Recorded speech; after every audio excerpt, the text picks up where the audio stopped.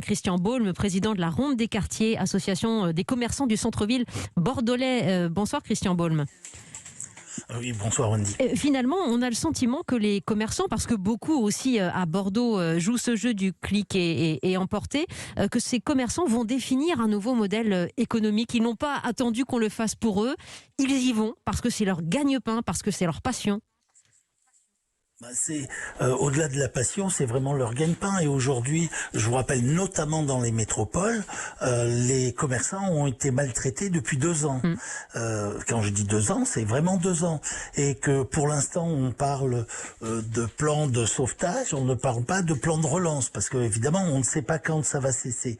Mais il n'empêche quand. Regardez ce qui se passe dans les pays étrangers, rien ne nous interdit qu'on est capable de le faire. En Espagne, on ferme la grande distribution. En Allemagne, on ferme la grande distribution, on laisse le commerce de proximité. Ah oui, mais en France, on a tellement détruit grâce à la grande distribution le commerce de proximité, c'est que le commerce de proximité ne peut pas suffire à nourrir la population française. On en est là aujourd'hui. Oui. Donc, vous voyez les disparités qu'il y a. Donc, quand j'entends le président des grandes surfaces qui attaque un des présidents des associations de commerçants nationales, comme la CAMF, Commerce Artisan de Métropole de France, donc je suis le président, mais le CDF, quand il nous attaque en disant qu'on veut fossoyer le commerce, non.